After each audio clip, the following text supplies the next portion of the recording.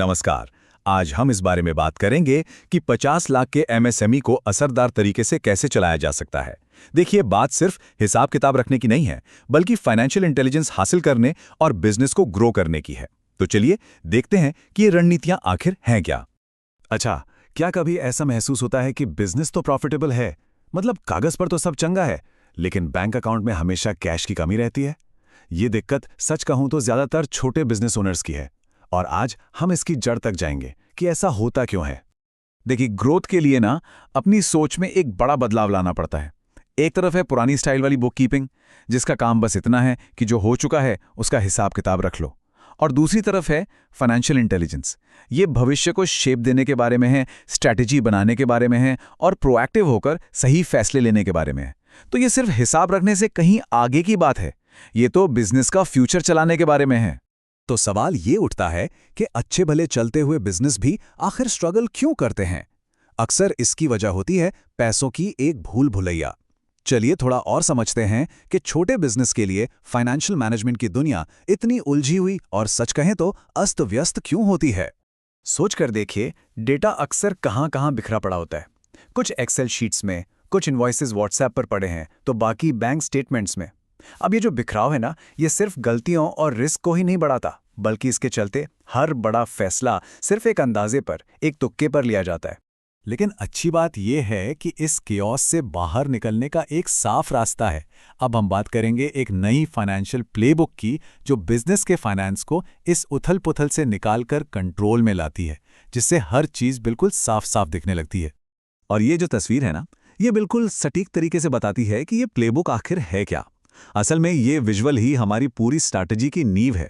ये दिखाता है कि कैसे फाइनेंशियल डेटा को क्लैरिटी, कंट्रोल और एक सही डायरेक्शन में बदला जा सकता है। चलिए इसके हर हिस्से को एक एक करके समझते हैं। तो सबसे पहली और सबसे जरूरी चीज है एक मजबूत नींव बनाना। एक बात हमेशा गांठ बांध लेनी चाहिए, सिस्टम पहले, स्ट्रैटेजी बाद में। अगर सिस्टम ही मजबूत नहीं है तो बड़ी से बड़ी स्ट्रैटेजी भी धरी की धरी रह जाएगी। अब इस नींव को बनाने के दो सीधे साधे स्टेप्स हैं। पहला, एक स्ट्रक्चर्ड चार्ट ऑफ अकाउंट्स बनाइए।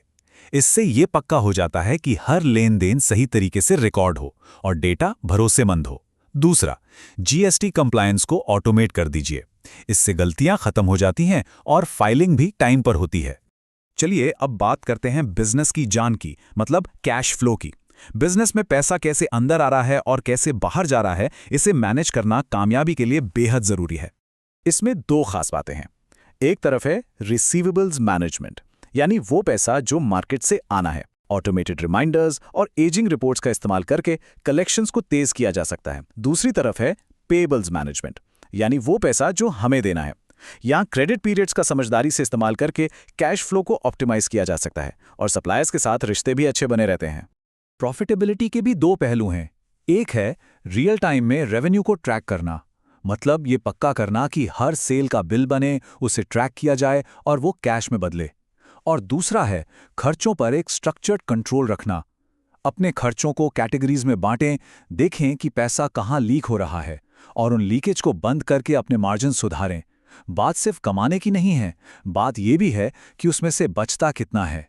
तो ठीक है, अब तक हमने डेटा इकट्ठा कर लिया, उसे ऑर्गेनाइज भी कर लिया, लेकिन असली मजा तो तब आता है जब ये कच्चा डेटा एक्शनेबल बिजनेस इंटेलिजेंस में बदलता है। चलिए अब इन नंबरों के पीछे छिपी असली कहानी को समझते हैं। देखिए, एक अच्छा सिस्टम जैसे कि ज़ोहो अपने आप ही कुछ बहुत ज़रूरी रिपोर्ट्स तैयार कर देता है, जैसे profit and loss statement, balance sheet और कैश फ्लो स्टेटमेंट। यही रिपोर्ट्स हैं जो हमारे एनालिसिस का आधार बनती हैं। पर असली सवाल तो ये है कि ये रिपोर्ट्स असल में बिजनेस के बारे में बता क्या रही हैं। सिर्फ इन कागजों को देख लेना ही काफ़ी नहीं है, इनके अंदर छिपी हुई गहरी बातों को समझना जरूरी है। ये टेबल दिखाता है कि कैसे एक फाइनेंशियल ऑब्जर्वेशन को एक कॉन्क्रीट बिजनेस एक्शन में बदला जाता है। मिसाल के तौर पर, अगर मार्जिन्स घट रहे हैं तो एक्शन होगा अपनी प्राइसिंग स्ट्रैटेजी को रिव्यू करना। अगर वेंडर्स के खर्चे बढ़ रहे हैं तो सप्लायर्स के साथ बातचीत करें। मतलब हर इनसाइट एक एक्शन की ओर ले जाती है। और अब आते हैं सबसे आखिरी और सबसे मजेदार हिस्से पे, ग्रोथ का ब्लूप्रिंट। ये वो पड़ाव है जहां हम देखते हैं कि इस पूरी फाइनेंशियल प्लेबुक को अपनाने का आखिर नतीजा क्या होता है, यानी पूरे आत्मविश्वास के साथ अपने बिजनेस को बढ़ाना। लक्ष्य बिल्कुल साफ और दमदार है, 50 लाख से 1 करोड़ तक का सफर।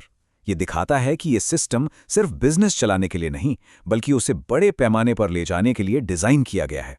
और ये कोड पूरी कहानी का निचोड़ बता देता है। एक अच्छा खासा स्ट्रक्चर्ड सिस्टम बिजनेस को इन्वेस्टर रेडी बनाता है और फंडिंग तक पहुंच को आसान कर देता है।